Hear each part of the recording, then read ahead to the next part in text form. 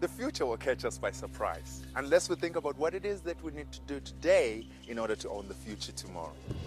My name is Buhle Dlamini, and I've been speaking to audiences from around the world since 1999, in places like Germany, USA, UK, Australia, as well as Canada and my homeland, South Africa.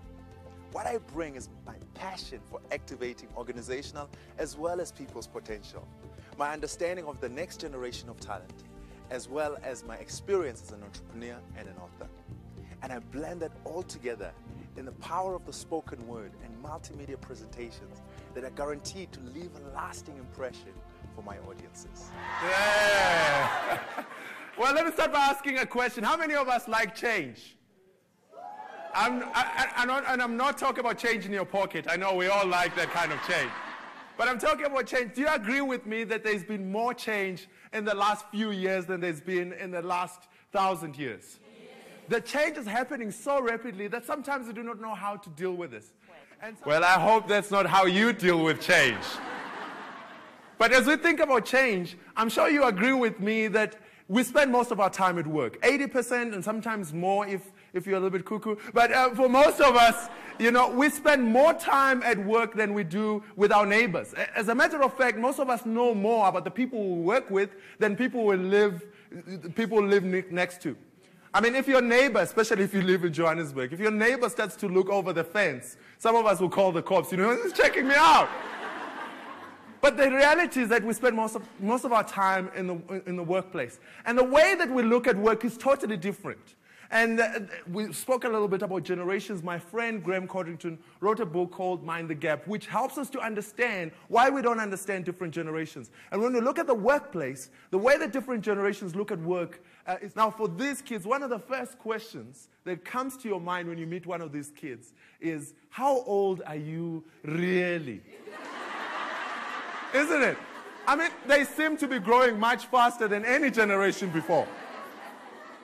A conversation between a grandfather and a grandchild used to go something like this. Come here, my child, let me show you how the world works.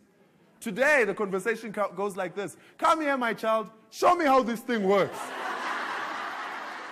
Because who shows you how to use a new cell phone you've just bought? It's the 10-year-olds, isn't it?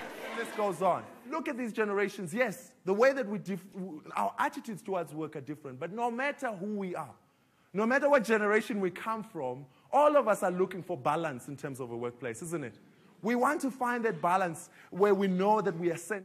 And there's yet another concept that I want to share with you. This concept of a hectic work life, where it seems like a hectic work life has become like a badge of honor. I mean, I spend a lot of time listening to people. When you come out of the lift in the workplace, you will hear people talking about their hectic work lives.